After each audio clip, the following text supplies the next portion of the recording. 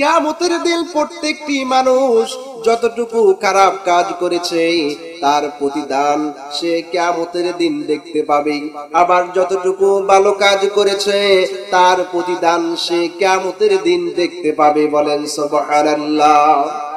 আমার প্রিয় ভাইরা, এই জন্য আমাদের 60, 70, 80, 100 বছরের জীবদ্দশার মধ্যে আমাদের সব সময় ভালো কাজ করার দরকার আছে না নাই? এই দুনিয়ার জগতে আপনি যদি খারাপ কাজ করেন, আপনি যদি মানুষ হত্যা করেন, জেনা ব্যভিচার করেন, সুদ ঘুষ লেনদেন করেন, চরিত্রহীন লম্পট বদমাইশ মানুষদের সাথে যদি ওঠা বসা করেন, তাহলে আপনার দ্বারা আর ভালো কাজ হবে না, আপনার দ্বারা ওই খারাপ কাজগুলি সংগঠিত হবে। আপনি যদি অন্যের জমি আত্মসাৎ করেন, অন্যের সম্পদ আত্মসাৎ করেন, অন্যের টাকা আত্মসাৎ করেন, আপনার জীবদ্দশায় যদি কোনো প্রকার ভালো কাজ না হয়ে থাকে, তাহলে কিয়ামতের দিন আপনি খারাপ কাজের প্রতিফল হিসাবে জাহান্নাম দেখবেন। ঠিক কিনা বলেন? আমার প্রিয় ভাইরা, এই জন্য মৃত্যু কখন আসবে এটা কিন্তু বলা যায় না। মৃত্যু কখন আসবে এটা কিন্তু বলা যায় না। আমাদের সমাজে একটা প্রবাদ বাক্য রয়েছে, সেটি হলো নিঃশ্বাসের কোনো বিশ্বাস। সবাই বলেন নিঃশ্বাসের কোনো বিশ্বাস। আমার প্রিয় ভাইরা, আল্লাহ রাব্বুল আলামিন তাই বলেছেন, ইযা জাআ আজালুহুম ফালা ইস্তাখিরুনা সাআতাও ওয়ালা ইস্তাকদিমুন। মানুষের নিকট যে বয়সের একটা সীমারেখা দেওয়া হয়েছে, ওই সীমারেখা যখন মানুষের নিকট উপস্থিত হয়ে যায়, 1 সেকেন্ড বিলম্ব করা হয় না, আবার 1 সেকেন্ড আগেও তার মৃত্যু ঘটানো হয় না। আমার প্রিয় ভাইরা, এই জন্য মৃত্যুর স্বাদ যেহেতু আমাকে আপনাকে গ্রহণ করতে হবে, এই জন্য মৃত্যুর যন্ত্রণা আছে না নাই? সবাই বলুন আছে না নাই? আরো জোরে বলতে হবে আছে না নাই? প্রিয় সিরাজগঞ্জবাসী, আল্লাহ রাব্বুল আলামিন মৃত্যুর যন্ত্রণার কথা কোরআনুল কারীমের মধ্যে বলেছেন, ওয়াজাআত সাকরাতুল মাউতি বিল হাক্কি যালিকা মা কুনতা মিনহু তাহিদ। কোরআনে কারীম থেকে সংকলিত সূরা কফের অন্তর্গত আল্লাহ রাব্বুল আলামিন বলেন, তারপর দেখো মৃত্যুর যন্ত্রণা পরম সত্য নিয়ে হাজির হয়েছে, যেটা তোমরা এখান থেকে পালিয়ে বেরাচ্ছিলে।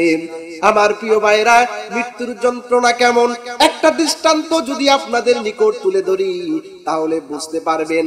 এই পৃথিবীতে একজন নবী এসেছিল, তার নাম হচ্ছে ইদ্রিস আলাইহিস সালাম। চিৎকার দিয়ে বলুন, তার নাম কি? ইদ্রিস আলাইহিস সালাম। ইদ্রিস আলাইহিস সালাম তিনি নিজেও জানেন যে মৃত্যুর যন্ত্রণা আছে। এই মৃত্যুর যন্ত্রণা থেকে রেহাই পাওয়ার জন্য, রক্ষা পাওয়ার জন্য তিনি একজন ফেরেশতার সাথে বন্ধুত্ব করেছিলেন। চিল্লায়া বলেন আল্লাহু আকবার। আরো জোরে বলতে হবে আল্লাহু আকবার। আমার প্রিয় ভাইরা, বন্ধুত্ব করার আগে আজরাইল আলাইহিস সালাম এসে ইদ্রিস আলাইহিস সালামকে বললেন, হে আল্লাহর পয়গম্বর ইদ্রিস, আমি আপনার সাথে বন্ধুত্ব স্থাপন করতে চাই। ইদ্রিস আলাইহিস সালাম বললেন, আমি যাকে তাকে বন্ধুত্ব স্থাপন করি।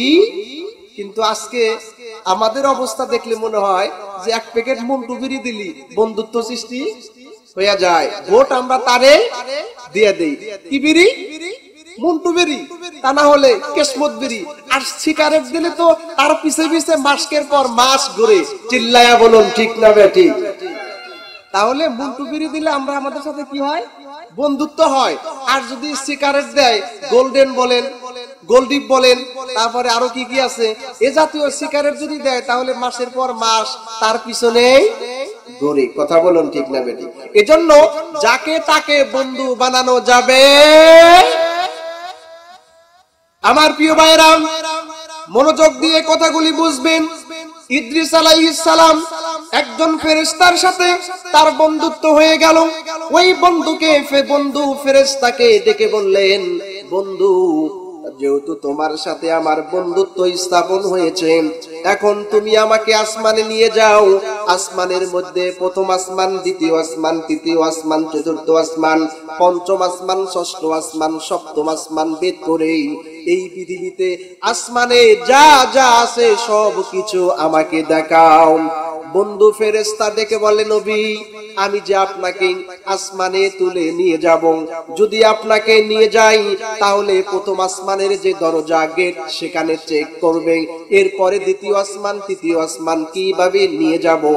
ইদ্রিস আলাইহিস সালাম বললেন, ও বন্ধু ফেরেশতা, শোনো শোনো, কোন কারণে কোনোভাবেই কোনো না ভাবে যেভাবে পারো তুমি আমাকে নিয়ে যাও। বন্ধু ফেরেশতা ইদ্রিস আলাইহিস সালামকে তার পাখার মধ্যে তুলে প্রথম আসমান চলে গেলেন, দ্বিতীয় আসমানে চলে গেলেন, চতুর্থ আসমানে তৃতীয় আসমানে চলে গেলেন, চতুর্থ আসমানে চলে গেলেন। এরপরে ইদ্রিস আলাইহিস সালাম যেই ফেরেশতার পাখার নিচে আরোহণ করে আকাশে উঠতেছিলেন, ইদ্রিস আলাইহিস সালামের ধারণা, আমি যদি কোনো না কোনো ভাবে আসমানে উঠে যেতে পারি তাহলে আর মৃত্যুর যন্ত্রণা হবে না। এই কৌশল নিয়ে ইদ্রিস আলাইহিস সালাম একজন ফেরেশতার সাথে বন্ধুত্ব স্থাপন করে কোথায় উঠতেছেন? আসমানে। কোথায় উঠতেছেন? আসমান। আমার প্রিয় ভাইরা, চতুর্থ আসমানে যখন উঠলেন, ওঠার পরে ওই বন্ধু ফেরেশতা দেখতে পেলেন যে পঞ্চম আসমানের দরজা দিয়ে আজরাইল আলাইহিস সালাম নামতেছেন। কে? আজরাইল আলাইহিস সালাম নামতেছেন। ওই বন্ধু ফেরেশতার সাথে আজরাইল আলাইহিস সালামের কথা হলো। জিজ্ঞেস করলেন, কোথায় যাও? আল্লাহ রাব্বুল আলামিন কি ওই ফেরেশতা জবাব দেয়, আজরাইল জবাব দেয়, আল্লাহ পাক কিছুক্ষণ আগেই, আজরাইল আলাইহিস সালাম কিছুক্ষণ আগেই আমি আজরাইলকে ইদ্রিস আলাইহিস সালামের জান কবজ করার জন্য পাঠিয়েছেন, এজন্য যাচ্ছি। আমার প্রিয় ভাইরাম, চতুর্থ আসমান থেকে যখন আবার পাখা মিলে যখন পঞ্চম আসমানে উঠবেন, ওটার সময় বন্ধু ফেরেশতা দেখতে পেলেন যে কিছুক্ষণ আগেই ইদ্রিস আলাইহিস সালাম ইন্তেকাল করেছেন। মৃত্যুর যন্ত্রণা থেকে রেহাই রক্ষা পাওয়ার জন্য কৌশলে ফেরেশতার মাধ্যমে আসমানে চলে যেতে চেয়েছিলেন, কিন্তু মৃত্যুর যন্ত্রণা থেকে রেহাই পান নাই। আমার প্রিয় ভাইরা, ইদ্রিস আলাইহিস সালামকে যখন আসমানে তোলা হলো, এরপরে তার দেহের মধ্যে আবার যখন রূহ ফিরিয়ে দেওয়া হলো, এবার ইদ্রিস আলাইহিস সালামকে জিজ্ঞেস করা হলো, ও পয়গম্বর ইদ্রিস, আপনার যে জান কবজ করা হয়েছে, জান কবজ করার সময় আপনার কেমন লেগেছিল? ইদ্রিস আলাইহিস সালাম জবাব দেয়, শরীরের দেহের মধ্য থেকে চামড়া তুলে নিয়ে এরপরে লবণ দিলে যেমন কষ্ট হয়, আমি ইদ্রিস পয়গম্বরের সেরকম কষ্ট হয়েছে। একজন পয়গম্বরের মৃত্যুতে যদি তার এতটাই কষ্ট হয়, তাহলে আমার আপনার জীবদ্দশায় আমরা কথা বলি মিথ্যা, আমরা আমানতের খেয়ানত করি, আমরা মিথ্যা সাক্ষ্য দেই, মিথ্যা বিচার করি, জেনা ব্যভিচার করি, সুদ ঘুষের মধ্যে নিমজ্জিত থাকি, এক কথায় আল্লাহ পাকের হুকুম আহকাম কোনটাই মেনে চলি না, তাহলে আমাদের মৃত্যুর সময় যন্ত্রণা আছে না নাই? কষ্ট আছে না নাই? এজন্য ভালো ভালো কাজ করতে হবে। মৃত্যুর জন্য আমাদেরকে প্রস্তুতি নেওয়ার দরকার আছে না নাই? আমার প্রিয় ভাইরা, ভালো করে বুঝবেন, বিশ্বনবী জনাবে মুহাম্মদুর রাসূলুল্লাহ সাল্লাল্লাহু আলাইহি ওয়াসাল্লামের নিকট যখন আজরাইল আলাইহিস সালাম এলেন, বিশ্বনবীর কাছ থেকে অনুমতি নিলেন। অনুমতি নিয়ে বিশ্বনবীর দরজার ভিতরে প্রবেশ করলেন, ঘরের মধ্যে প্রবেশ করলেন। প্রবেশ করার পরে বিশ্বনবীর সময় যখন শেষ হয়ে গেল, আজরাইল বিশ্বনবীর জানটা কবজ করার জন্য তার বুকের মধ্যে হাতটা রেখে দিলেন। কোথায়? কার বুকে?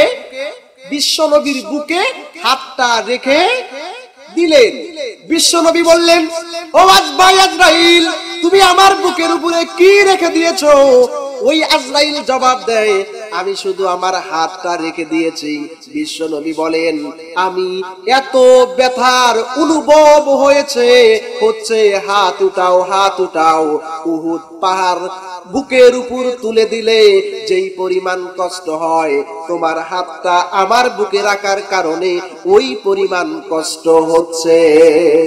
তাহলে বিশ্ব নবীর রূহ কবজ করার সময় যদি সে কষ্ট অনুভব করেন, ব্যথা অনুভব করেন, ইদ্রিস আলাইহিস সালাম সে একজন পয়গম্বর হওয়ার পরেও তার জান কবজ করার পরে যদি সে ব্যথার অনুভব করেন, মৃত্যুর যন্ত্রণা ভোগ করেন, তাহলে আমাকে আপনাকে মৃত্যুর যন্ত্রণা আছে না নাই?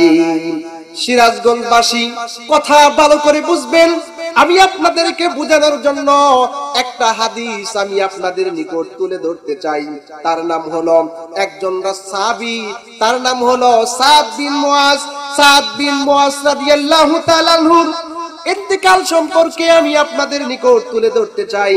সেটি হচ্ছে সাদ বিন মুআজ রাদিয়াল্লাহু তাআলা আনহু যখন ইন্তেকাল করেন, হাযাল্লাযী তাহাররাকা লাহুল আরশ, সাদ বিন মুআজ যখন ইন্তেকাল করেন, ইন্তেকাল করার কারণে আল্লাহর আরশ পর্যন্ত কেঁপে উঠেছিল। কি কেঁপে উঠেছিল? আল্লাহর আরশ। ইন্তেকাল করেছেন কে? সাদ বিন মুআজ রাদিয়াল্লাহু তাআলা আনহু। ইন্তেকাল করার কারণে আল্লাহর আরশ কেঁপে উঠেছিল। তাহলে সে কেমন সাহাবী? মর্যাদাপূর্ণ সাহাবী নয়? যার তার মরণে কি আরশ কেঁপে উঠবে?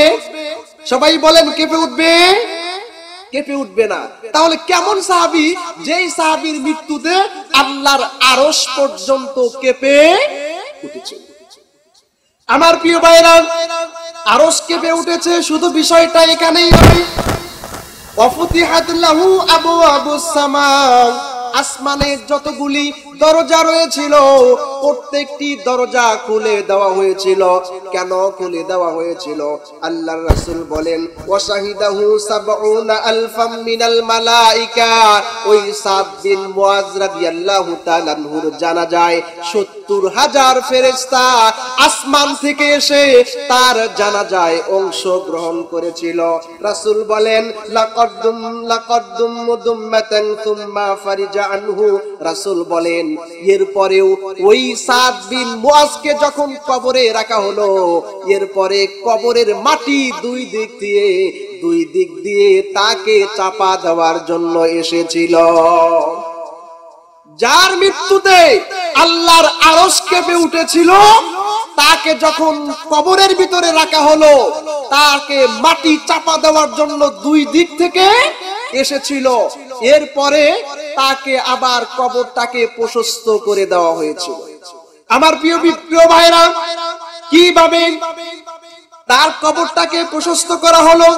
মিশকাত শরীফের হাদিসের মধ্যে এসেছে, আল্লাহর রাসূল বলেন, সাদ বিন মুআজ রাদিয়াল্লাহু তাআলা আনহু যখন ইন্তেকাল করলেন, ফালাম্মা সাল্লা আলাইহি রাসূলুল্লাহ, নবীজি তার জানাজা শেষ করলেন, ওয়া উদিআ ফি কবরিহি, এবং তাকে যখন কবরে রাখা হলো, ওয়া সাউইয়া আলাইহি, মাটি সমান করে দেওয়া হলো, ফাসাব্বাহনা তুওয়িলা, এবং রাসূলকে দেখলাম তিনি দীর্ঘ সময় তাসবিহ পাঠ করলেন। আমরাও দীর্ঘ সময় তাসবিহ পাঠ করলাম। রাসূল তাসবিহ পাঠ করেন কিন্তু থেমে যান না, আমরাও তাসবিহ পাঠ করি কিন্তু থেমে যাই না। এরপরে দেখলাম তুম্মা কাব্বারা, অতঃপর রাসূল তাকবীর পাঠ করলেন, ফাকাব্বারনা, এরপরে আমরাও তাকবীর পাঠ করা শুরু করে দিলাম। ফাকিলা ইয়া রাসূলুল্লাহ, আমরা রাসূলকে জিজ্ঞাসা করলাম, ইয়া রাসূলুল্লাহ, ইয়া হাবিবাল্লাহ, লিমা সাব্বাহতা তুম্মা কাব্বারতা, আপনি কেন তাসবিহ পাঠ করলেন, কেন তাকবীর পাঠ করলেন? রাসূল বলেন, ক্বালা লাকাদ তাদায়াকা আলা হাযাল আবদি সালিহি কবরুহু। রাসূল বলেন সাদ বিন মুআজকে যখন কবরের মধ্যে রাখা হলো, তখন আমি রাসূল দেখতে পেলাম মাটি চাপা দেওয়ার জন্য দুই পাশ থেকে মাটি সাদ বিন মুআজের নিকট যখন আসতেছিল, আমি তাকবীর বললাম, তোমরাও তাকবীর বললা, আমি তাসবিহ বললাম, তোমরাও তাসবিহ বললা। এই তাকবীর এবং তাসবিহর কারণে আল্লাহ পাক সাদ বিন মুআজের কবরকে প্রশস্ত করে দিয়েছেন। আমি আপনাদের নিকট জানতে চাই, যার মৃত্যুতে আল্লাহর আরশ কেঁপে ওঠে, আরশ কেঁপে ওঠে, তার কবরের মাটি যদি তাকে চাপা দেওয়া হয়, তাহলে আমার আপনার চরিত্র, আমার আপনার লেনদেন, আমার আপনার ওঠা বসা, আমার আপনার কথাবার্তা, আমার আপনার চরিত্র, আমার আপনার আচার ব্যবহার, আমার আপনার আত্মীয়তার সম্পর্কের দিকে যদি তাকাই, তাহলে আমাদেরকেও মাটি চাপা আছে না নাই? সবাই বলেন আছে না নাই? যার মৃত্যুতে আরশ কেঁপে ওঠে, আবার তাকে কবরে রাখার কারণে মাটি দিয়ে চাপা হয়, রাসূলের তাকবীরের কারণে তার কবরটাকে যেহেতু প্রশস্ত করা হয়েছে, তাহলে বুঝতে হবে আমার আপনার যে আমল, আমার আপনার যে ভালো কাজ, আমার আপনার যে সৎ কাজ, তাতে বোঝা যায় আমাকে আপনাকেও মাটি সারবে। সবাই বলেন সারবে। এজন্য কবরে যাওয়ার আগেই আপনাকে আমাকে কবর জীবনের প্রস্তুতি নিয়ে মৃত্যুবরণ করার দরকার আছে না নাই? আমার প্রিয় ভাইরা, আমি আপনাদের নিকট আরেকটি হাদিস বলতে চাই। আবু সাঈদ খুদরি রাদিয়াল্লাহু তাআলা আনহু থেকে বর্ণিত, তিনি বলেন রাসূল করিম সাল্লাল্লাহু আলাইহি ওয়াসাল্লাম ইরশাদ করেছেন, কোন কাফের ব্যক্তিকে যখন কবরে রাখা হয়, তখন তার নিকট ৯৯টা সাপ আসে, এরপরে তাকে কামড়াতে থাকে, কিয়ামত পর্যন্ত ওই সাপগুলি তাকে কামড়াতে থাকবে। আমার প্রিয় ভাইরা, রাসূল বলেন ওই সাপগুলোর মধ্য থেকে যদি একটি সাপ দুনিয়াতে নিঃশ্বাস ফেলতো, তাহলে এই জমিনের মধ্যে কোনো গাছপালা, তৃণলতা কোনোটাই জন্ম নিত না। তাহলে সেই সাপের বিষ কেমন, যেই সাপ কামড় দেওয়ার কারণে ওই সাপ কিয়ামত পর্যন্ত ওই বান্দাকে কামড়াতে থাকবে। ওই সাপের বিষ এমন, দুনিয়াতে একটি নিঃশ্বাস ছেড়ে দিলে এই দুনিয়াতে কোনো গাছপালা, তৃণলতা জন্ম নিত।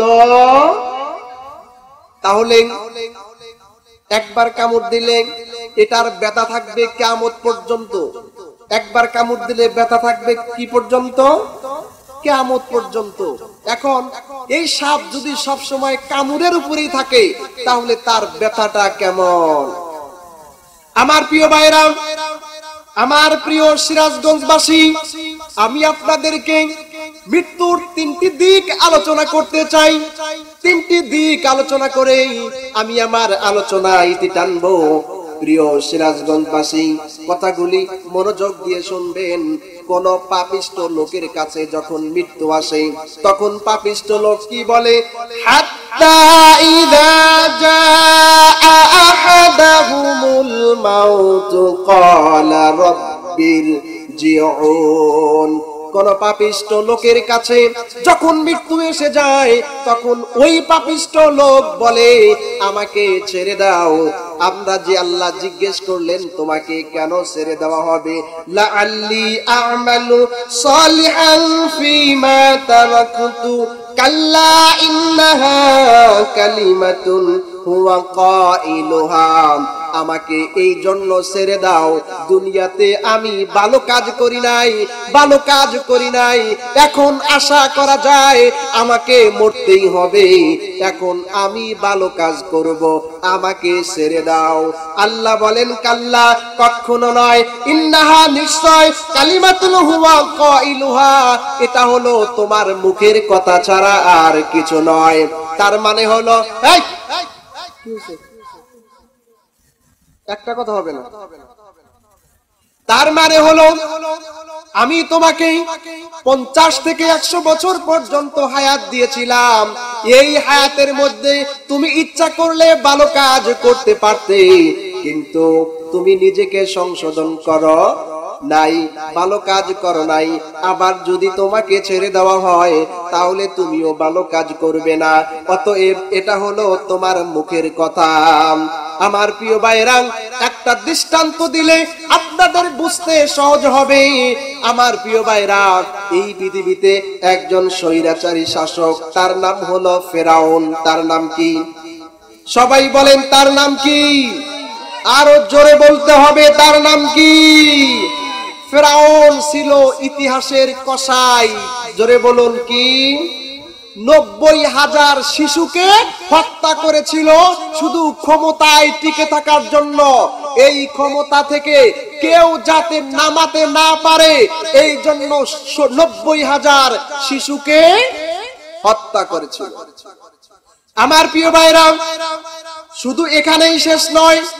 90,000 শিশুকে হত্যা করার পরে মূসা নবী যখন নবুয়াত নিয়ে আসলেন, নবুয়াত নিয়ে আসার পরে মূসাকে দ্বীনের দাওয়াত দিলেন।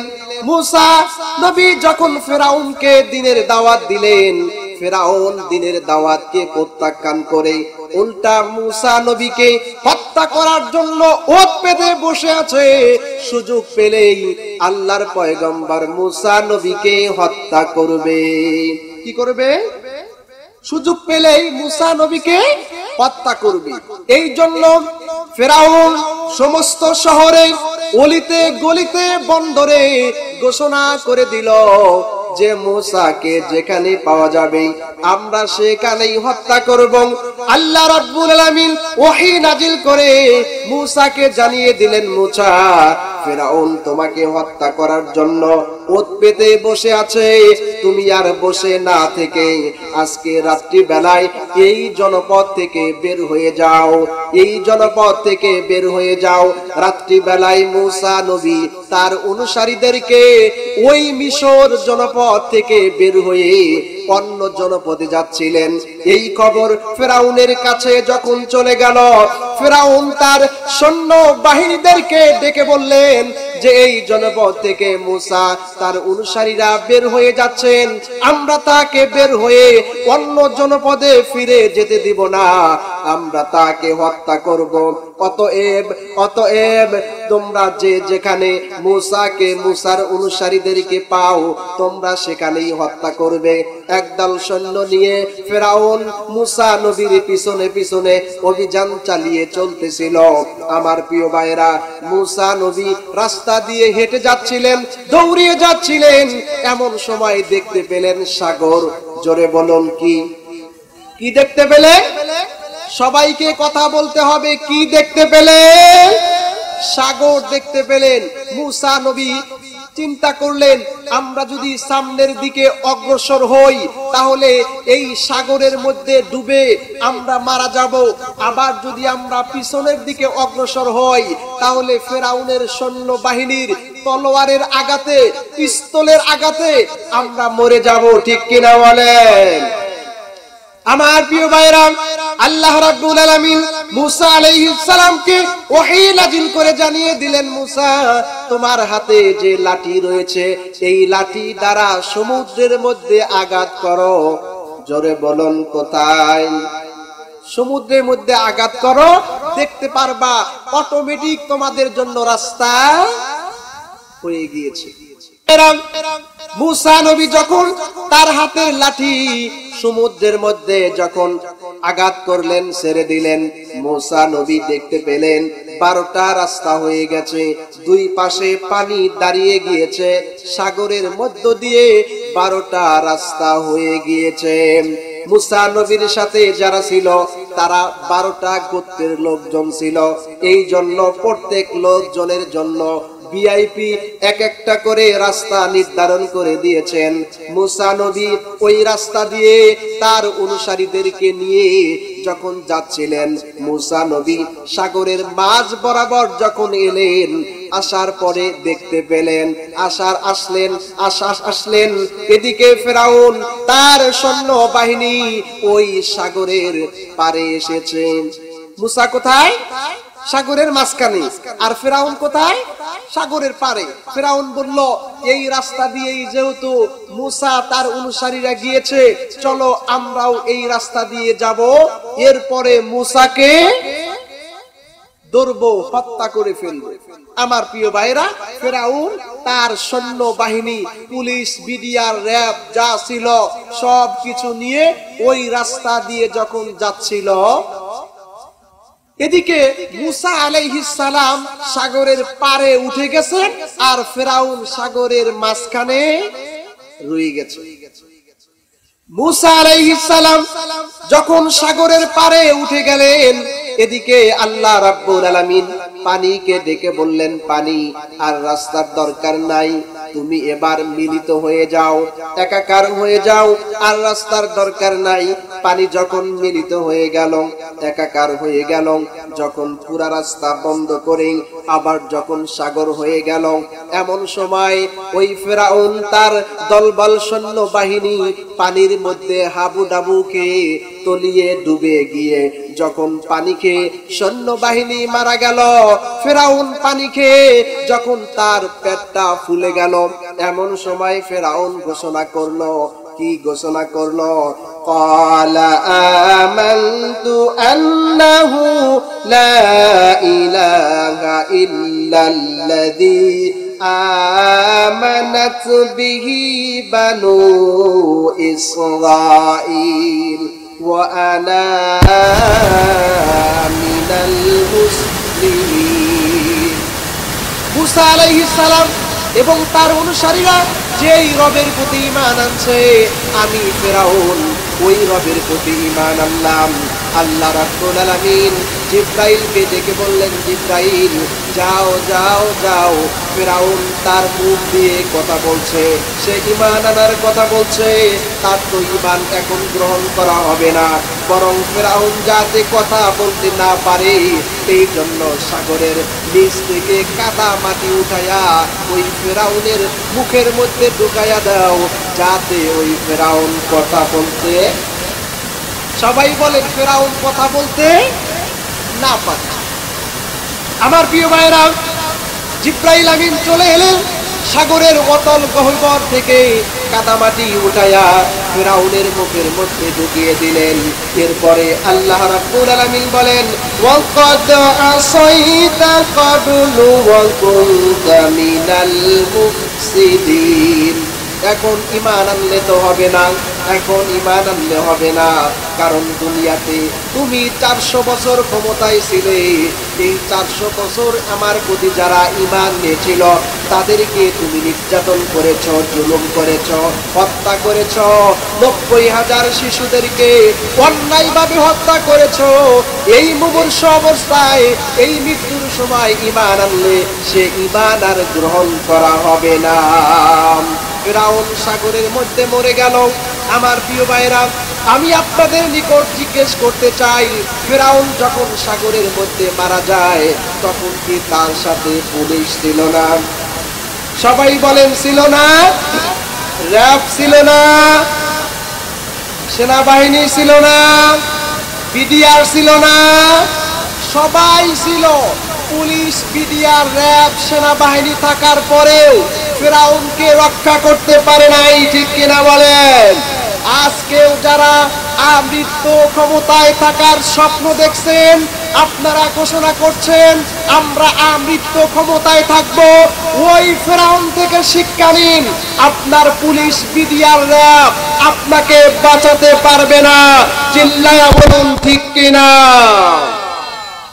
আমার প্রিয় ভাইরা, ফেরাউন যখন সাগরের মধ্যে মরে যাবে এমন অবস্থায় আল্লাহ রাব্বুল আলামিন ফেরাউনকে ডেকে বলেন, কি বললেন? ফালজাউমা নুনাজ্জিকা বিবাদানিকা লিতাকুনা লিমান খালফাকা আয়া। আল্লাহ রাব্বুল আলামিন বলেন, ও ফেরাউন, তোমাকে মারার পরে আমি তোমার লাশটাকে হত্যা করব। তোমাকে হত্যা করার পর তোমার লাশটাকে সংরক্ষণ করব। এরপরে কিয়ামত পর্যন্ত আমি তোমার লাশটাকে সংরক্ষণ করব। তোমার লাশ পানিয়ে খাবে না, তোমার লাশ মাটিয়ে খাবে না, তোমার লাশ মাছে খাবে না, তোমার লাশ বাতাসে খাবে না। এক কথায় কেউ তোমার লাশ খাবে না। আমি কেন তোমার লাশটাকে সংরক্ষণ করব? তুমি যেরকম স্বৈরাচার ছিলে, আলেমদেরকে জবে করেছো, শিশুদেরকে হত্যা করেছো, হকের কথা যারা বলেছে তাদেরকে যেমন হত্যা করেছো, ঠিক তেমনি তোমার পরেও তোমার মতো কিছু শাসক আসবে যারা আলেমদেরকে জেলে বন্দী করবে, আলেমদেরকে হত্যা করবে, আলেমদেরকে ফাঁসিতে ঝুলাইয়া পৃথিবী থেকে বিদায় দেবে এবং মানুষদেরকে হত্যা করবে অন্যায়ভাবে। ক্ষমতায় টিকে থাকার জন্য আমি আল্লাহ পাক তোমার লাশটাকে নিদর্শন হিসাবে রেখে দিব ওই ফেরাউনগুলি, যাতে এই ফেরাউন থেকে শিক্ষা নেয়। কথা কার? আমার প্রিয় ভাইরা, আজকে এই ফেরাউন থেকে আমাদের শিক্ষা নিতে হবে। পৃথিবীতে আমরা যাতে বিপর্যয়কে সৃষ্টি না করি, পৃথিবীতে সন্ত্রাসী কর্মকাণ্ড সৃষ্টি না করি, অন্যায়ভাবে মানুষদেরকে হত্যা না করি। যদি আমরা হত্যা করি, বুঝতে হবে পুলিশ, র্যাব, বিডিআর, সেনাবাহিনী কেউ ফেরাউনকে রক্ষা করতে পারে নাই, আমাদেরকেও রক্ষা করতে পারবে না। ঠিক কিনা বলেন আমার প্রিয় ভাইরা? তাহলে এখান থেকে বুঝলাম, মুমূর্ষু অবস্থায় যদি আমরা বলি আমাকে ছেড়ে দাও, আমি ঈমান আনবো, তাহলে ওই ঈমান আর গ্রহণ করা হবে? কথা কয় না হবে? আমার প্রিয় ভাইরা, আমি আপনাদের নিকট আর একটা দৃষ্টান্ত দিতে চাই। সেটি হলো আল্লাহ রাব্বুল আলামিন কোরআনুল কারীমের মধ্যে বলেন, কোন পাপিষ্ঠ ব্যক্তির জান যখন কবজ করা হয়, কার? পাপিষ্ঠ, পাপী কারা? দুনিয়াতে যারা সবচেয়ে বেশি অপরাধ করেছে, গুনাহ করেছে, এই পাপিষ্ঠ ব্যক্তিদের জান যখন কবজ করা হয়, তখন কিভাবে জান কবজ করা হয় আমি কি আপনাদের নিকট বলবো? আল্লাহ রাব্বুল আলামিন বলেন, ওয়ালাউ তারা ইয যাতাওয়াফাল্লাযীনা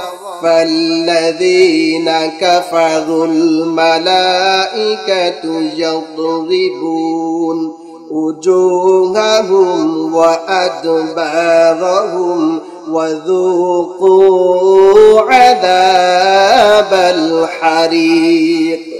কোরআনে কারীম থেকে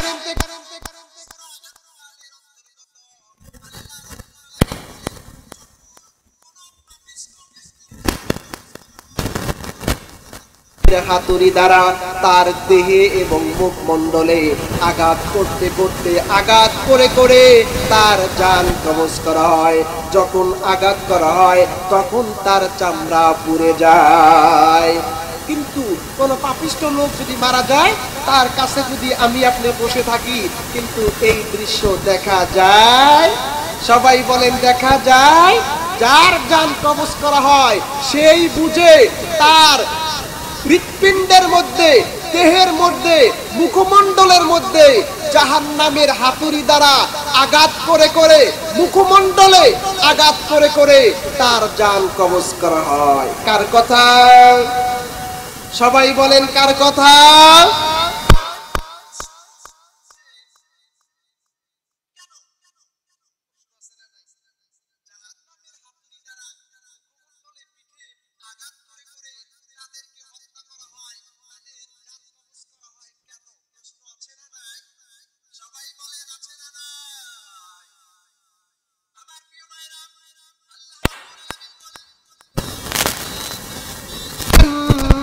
إنهم اتبعوا ما أسخط الله وكرهوا رضوانه فأحبط أعمالهم। কোরআনে কারীম থেকে সংকলিত সূরা মুহাম্মাদের অন্তর্গত আল্লাহ রাব্বুল আলামিন বলেন, এরা হচ্ছে তারা ওই সকল পাপিষ্ঠ ব্যক্তি যারা দুনিয়াতে আল্লাহর পথ বাদ দিয়ে অন্য পথ অনুসরণ করেছে, অন্য পথে চলেছে, অন্য পথ দিয়ে জীবন যাপন করেছে, যে পথে চললে আল্লাহ পাক অসন্তুষ্টি হন, যে পথে চললে আল্লাহ পাক অসন্তুষ্টি হন, ওই পথ অবলম্বন করার কারণে তাদের দেহে, তাদের মুখমণ্ডলে জাহান্নামের হাতুড়ি দিয়ে আঘাত করে করে এরপরে তাদের জান কবজ করা হয়। কার কথা? কোটি টাকার মালিক দেখো অভাব হয় না দূর, গরিব ঘুমায় আরাম করে মনটা বাহাদুর, বড় বড়াই থাকলে দিলে রহমত আসবে না, নিজেকে নিজে ছোট মনে করিবে সদাই, উঁচু জমিন থেকে পানি নিচু জমিনে যায়, তেমনি খোদার রহমত আসে নমরটা সদাই, বড় বড়াই থাকলে দিলে রহমত আসবে না, নিজেকে নিজে ছোট মনে করিবে সদাই, উঁচু জমিন থেকে পানি নিচু জমিনে যায়, তেমনি খোদার রহমত আসে নমরটা সদাই, ফেরাউনের লাশটা দেখো পরে রবে সব, ফেরাউনের লাশটা দেখো পরে রবে সব, থাকতে সময় হিসাব করো আল্লাহ আমার রব, থাকতে সময় স্মরণ করো আল্লাহ আমার রব। ঠিক কিনা আমার প্রিয় ভাইরা?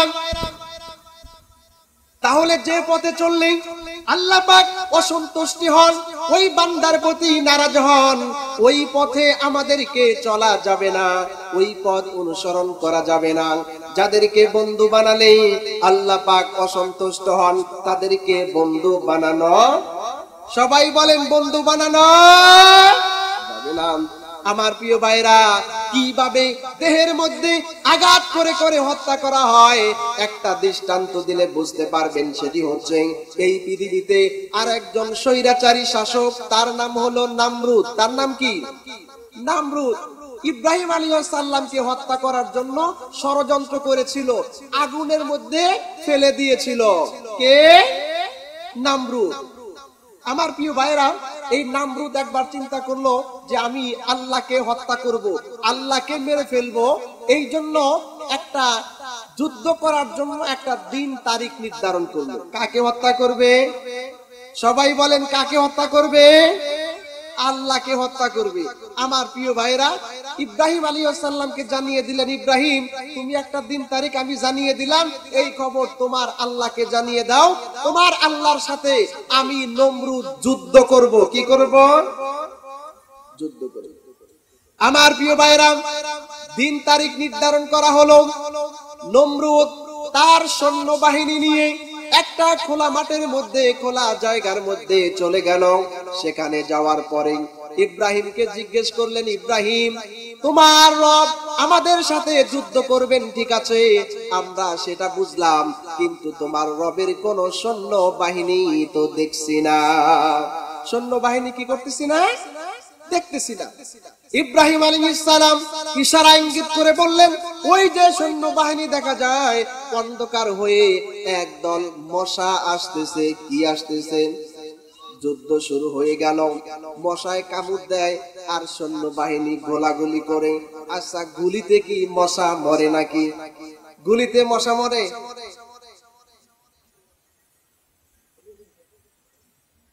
মশা মরে না। গুলি করে মশা মরে না।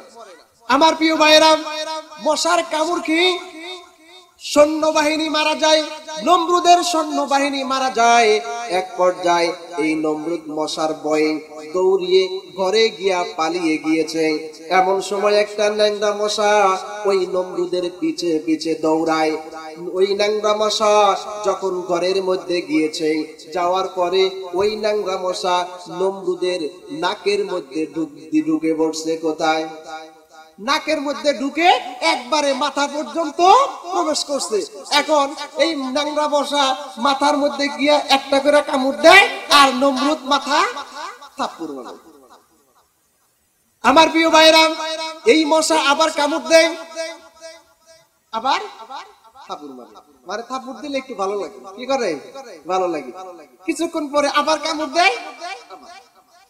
এই নমরুদ চিন্তা করলো, আহারে কামড় দেওয়ার সাথে সাথে, আঘাত করার সাথে সাথে, যেহেতু আমার একটু ভালো লাগে, আমার একটু ভালো লাগে, এই জন্য একজন কর্মচারী নিযুক্ত করলো। সে সব সময় জুতা দিয়া মাথায় আঘাত করবে। কি দিয়া? আরো জোরে বলেন, কি দিয়া? জুতা দিয়া আঘাত করবে।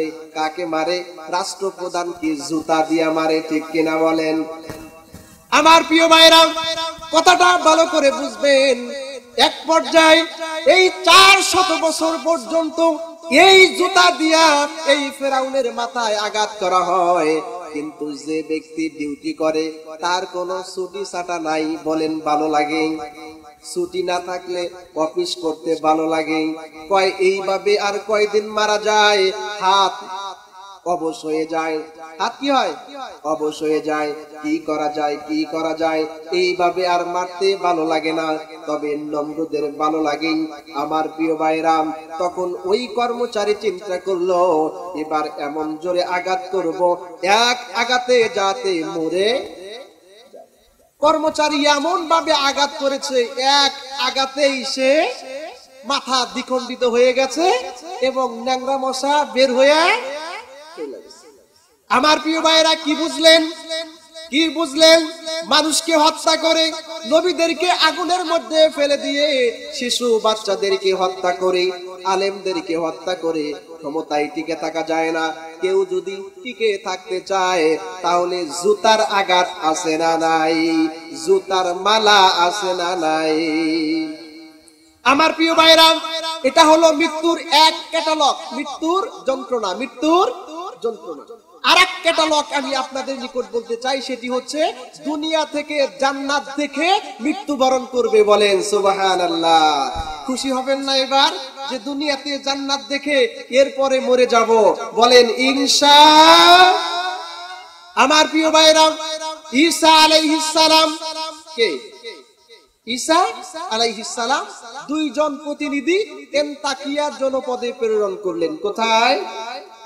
এন্তাকিয়া জনপদে প্রেরণ করলেন, যে ওই জনপদের লোকজনদেরকে দিনের দাওয়াত দাও। কিসের দাওয়াত দাও? দিনের দাওয়াত দাও, ইসলামের দাওয়াত দাও। দুইজন প্রতিনিধি এন্তাকিয়া জনপদের মধ্যে প্রবেশ করলো। প্রবেশ করার পরে একজন ব্যক্তির সাথে সাক্ষাৎ হলো, তার নাম হলো হাবিবে নাজ্জার। হাবিবে নাজ্জার জিজ্ঞেস করলেন, বাবারা তোমরা কারা? তোমাদের পরিচয় কি? তোমরা কেন এসেছো? তোমাদের পরিচয় জানতে চাই। ওই দুইজন প্রতিনিধি জবাব দেয়, আমরা হলাম ঈসা নবীর প্রতিনিধি, আমরাও নবী। আমরা কি? নবী। যারা নবী হয় তাদের তো নিদর্শন আছে। কি আছে তাদের? নিদর্শন আছে। দুইজন প্রতিনিধি জবাব দেয়, আমাদেরও নিদর্শন আছে। বলে তোমাদের কি নিদর্শন? আমাদের নিদর্শন হলো, আমরা কোন ডবল রোগীর দেহের মধ্যে যদি আমরা হাত বুলাই, ওই ডবল রোগ ভালো হয়ে যায়। দুই নাম্বার নিদর্শন, যারা জন্মগ্রহণ করেছে অন্ধ অবস্থায়, তাদের চোখের মধ্যে হাত বুলিয়ে দিলে তাদের চক্ষু ভালো হয়ে যায়। আজ থেকে 100 বছর আগে যারা মারা গিয়েছে, তাদের কবরের পাশে গিয়ে আল্লাহর হুকুমে যদি ডাক দেই, জিন্দা হয়ে যায়। সুবহানাল্লাহ বলেন। আমার প্রিয় ভাইরা, কয় তাই নাকি? হাবিবে নাজ্জার বলেন, ও ঈসা নবীর প্রতিনিধিরা শোনো, আমার একজন ছেলে আছে যার দেহের মধ্যে ডবল রোগ, সাদা সাদা রোগ। এই রোগ হওয়ার কারণে তার দেশে ঘর থেকে বের হতে পারে না, ঘর থেকে বের হতে পারে না। চলো চলো চলো যাই। আমার প্রিয় ভাইরাম, ওই হাবিবে নাজ্জারের বাড়িতে গিয়ে দেখলেন যুবকটার দেহের মধ্যে জায়গায় জায়গায় ডবল রোগ, জায়গায় জায়গায় সাদা। কি জায়গায় জায়গায়? কি সাদা। এই দুইজন প্রতিনিধি হাত বুলাইয়া দেওয়ার সাথে সাথেই ভালো হয়ে গেছে। সুবহানাল্লাহ বলেন। এই খবর এন্তাকিয়া জনপদের অলিতে গলিতে সব জায়গায় ছড়িয়ে পড়লো। কোথায়? সব জায়গায় যখন ছড়িয়ে পড়লো, যার এরকম ডবল রোগালা মানুষ আছে তার অভিভাবক ডেকে নিয়ে কয় আমার বাড়িতে আসেন, যে বাড়িতে অন্ধ কয় আমার বাড়িতে আসেন, যে বাড়িতে ডবল লোক কয় আমার বাড়িতে আসেন, যে বাড়িতে অন্ধ কয় আমার বাড়িতে আসেন। এরকম পারাপারি ভিড়। কি হলো? আরে ভাই, বিভিন্ন সময় কিছু কিছু বাইর হয়। কিছুদিন আগে ওই যে তুলসীপুর আছে না নাই, জামালপুরে, আরে মানুষ বোতল নিয়ে গেছে আর পানি নিয়ে গেছে, শেষা ভাষা মুখ দিয়ে আর ফু দিতে পারে না, মাইক দিয়া পর্যন্ত ফু দিছে, দেয় নাই? বাগুনটাল এরকম একটা বাগুনটালে হয়েছিল। তাহলে যখন যেটা বাইর হয়, তো ওই জনপদের মধ্যে যখন এই ঘটনা ঘটলো, সবাই আসে, কয় আমার বাড়িতে আসেন, আরেকজনে কয় আমার বাড়িতে আসেন, আরেকজনে কয় আমার বাড়িতে। আমার প্রিয় ভাইরা, এই খবর যখন এন্তাকিয়া জনপদের মধ্যে যখন ছড়িয়ে পড়লো, আমার প্রিয় ভাইরা, ওই জনপদের একজন মুশরিক রাষ্ট্রপতি ছিল, তার নাম হলো এন্তেকাস। তার নাম কি? এন্তেকাস। এন্তেকাসের কানে যখন এই খবর গেল, তখন কি ব্যাপার, তাদের দুইজনকে ডাকো। তাদের দুইজনকে ডাকা হলো, জিজ্ঞেস করা হলো তোমরা কেন এসেছো? বলে আমরা এসেছি এই জনপদের লোকজনদেরকে দ্বীনের দাওয়াত দেওয়ার জন্য, ইসলামের দাওয়াত দেওয়ার জন্য, এক আল্লাহর ইবাদত বন্দেগী করার জন্য। এ খবর শোনা মাত্রই রাষ্ট্রপতি ইন্তেখাস তেলে বাগুনে জ্বলে গেল। আহারে, 400 বছর 1000 বছর যাবত আমরা মূর্তির পূজা করছি, আমরা গাছের পূজা করছি, আমরা মাছের পূজা করছি, আর তুমি একদিনেই সে সমস্ত পূজাগুলিকে উল্টিয়ে দেওয়ার জন্য এসেছো? তোমার এত বড় সাহস? আমার প্রিয় ভাইরা, এই কথা বলার সাথে সাথেই ওই জালিম বাদশা ওই দুইজন ব্যক্তিকে জেলের মধ্যে বন্দী করলো। কোথায়? জেলের মধ্যে বন্দী করলো। বন্দী করার পরে এই দুইজন প্রতিনিধি জেলের মধ্যে যারা আসামি আছে তাদেরকে দ্বীনের দাওয়াত দেওয়া শুরু করলেন। এক পর্যায়ে দ্বীনের দাওয়াত তারা গ্রহণ করলো। হাজার হাজার লোক জেলের মধ্যে যারা ছিল, তারা সকলেই তাওহীদের কথা গ্রহণ করলো। আমার প্রিয় ভাইরা, যখন গ্রহণ করলো, এই খবর আবার বাদশার কাছে এলো। কার কাছে? আলো। বাদশা চিন্তা করলো, কি ব্যাপার, যে ভয়ে জেলের মধ্যে পাঠাইলাম, এখন দেখি জেলের মধ্যে সেই ঘটনা ঘটতেছে। বলে যেখানে বাঘের ভয় সেখানে রাত হয়, যেখানে বাঘের ভয় সেখানে। প্রিয় সিরাজগঞ্জবাসী, আমি আপনাদের নিকট বলতে চাই, যখন খবর ইন্তেকাসের নিকট যখন আসলো, তখন চিন্তা করলো জেলের মধ্যে যদি রেখে দেই, জেলের মানুষগুলি ঈমান আনবে, আবার যদি রাষ্ট্রের মধ্যে ছেড়ে দেই, রাষ্ট্রের মানুষগুলি ঈমান আনবে। অতএব তাকে জেলের মধ্যেও রাখা যাবে না, আবার তাকে ছেড়ে দেওয়াও যাবে না। কি করা যায়, কি করা যায়? তারা বলল সব কিছুর সমাধান একটাই, সেটা হলো এই দুইজন লোককে আমরা হত্যা করে ফেলি। কি করব? হত্যা করলে, মাইরা ফেলালেই সব রকমের সমাধান হয়ে যাবে। হত্যা করার জন্য দিন তারিখ নির্ধারণ করা হলো, অমুক তারিখে অমুক জায়গায় হত্যা করা হবে।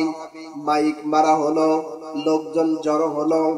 এই খবর সর্বপ্রথম যে ব্যক্তির সাথে সাক্ষাৎ হয়েছিল ওই ব্যক্তির কানে যখন গেল, ওই ব্যক্তি দূর থেকে এলো, এসে এই জনপদের লোকজনদেরকে লক্ষ্য করে বলল, ইত্তাবিউ মাল্লা ইয়াসআলুকুম আজরাও ওয়া হুম মুহতাদুন। তোমরা এই নবীদের অনুসরণ করো, কারণ তোমাদেরকে যে দ্বীনের দাওয়াত দেয়, এই দ্বীনের দাওয়াতের বিনিময় হিসাবে কোনো টাকা পয়সা সম্পদ চায় না। আর এই দুইজন লোক হলো সুপথ প্রাপ্ত আল্লাহর পথের লোক। তোমরা যদি তাদের অনুসরণ করো জান্নাত পেয়ে যাবে, আর যদি প্রত্যাখ্যান করো তোমাদের ঠিকানা হবে জাহান্নাম। তাহলে তুইও কি ওই গ্রুপের নাকি? কি কয়, তুইও কি ওই গ্রুপের নাকি? আমার প্রিয় ভাইরা, ওই আগেই তরে হত্যা করে নি, তারপরে এই দুজনকে মারবো, আগে তরে শেষ করি, এরপরে এদেরকে মারবো। কিভাবে মারবো? লোকজনের সিদ্ধান্ত দিল পাথর নিক্ষেপ করে আমরা তাকে হত্যা করব। কি নিক্ষেপ করে? জোরে বলুন, কি নিক্ষেপ করে? পাথর নিক্ষেপ করা শুরু করলো। এক পর্যায়ে হাবিবে নাজ্জার যখন মুমূর্ষু অবস্থায় মরে যাবে, মুমূর্ষু রোগী, এমন সময় আল্লাহ পাক জিব্রাইলকে ডেকে বললেন, জিব্রাইল যাও যাও যাও, সেখানে গিয়ে আমার বন্ধু হাবিবে নাজ্জার ঈমানটাকে এমন ভাবে দৃঢ় করে ধরেছেন যে আমার ঈমান আনার কারণে জীবন চলে যাচ্ছে, কিন্তু ঈমান ছেড়ে দেয় না। যাও তার কাছে গিয়া ওই যে জান্নাত, আমি যে পরকালে মানুষদেরকে জান্নাত দেব, ওই জান্নাতটা হাবিবে নাজ্জারের কাছে এইভাবে ধরো। হাবিবে নাজ্জার আমার জান্নাত দুনিয়া থেকেই দেখো। আমার প্রিয় ভাইরা, জিব্রাইল আমিন চলে এলেন, জান্নাতটাকে হাবিবে নাজ্জারের সামনে এইভাবে ধরলেন।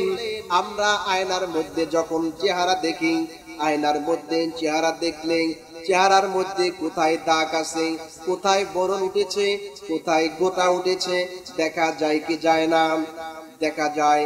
এমনি ভাবে জিব্রাইল আমিন হাবিবে নাজ্জারের সামনে যখন এভাবে ধরলেন, আল্লাহ পাক বললেন, কিলা দুখুলিল জান্নাহ। হে হাবিবে নাজ্জার, তুমি যে ঈমান এনেছো, তোমার যে ঈমানের দৃঢ়তা, তোমার যে ঈমানের দীপ্ততা, সেই ঈমানের দৃঢ়তার কারণে এই জান্নাতে প্রবেশ করো। চিৎকার দিয়ে বলেন আল্লাহু আকবার। আমার প্রিয় ভাইরা, হাবিবে নাজ্জার জান্নাত দেখার পরে আফসোস করে কি বলেছিলেন? ক্বালা ইয়া লাইতা কওমি ইয়ালামুন। হাবিবে নাজ্জার চিৎকার করে বলে উঠলো, হায় আফসোস, আমার জাতি যদি জানতে পারতো। কি করতো? আমার জাতি যদি জানতে পারতো কি? বিমা গফারালি রাব্বি ওয়া জাআলানি মিনাল মুকরামিন। কিসের বদলতে আমাকে ক্ষমা করেছেন, সম্মানিত ব্যক্তিদের অন্তর্ভুক্ত করেছেন, আমাকে জান্নাত দিয়েছেন। আমার জাতি যদি জানতো, আমার জাতি যদি বুঝতো, তাহলে তারাও ঈমান গ্রহণ করত।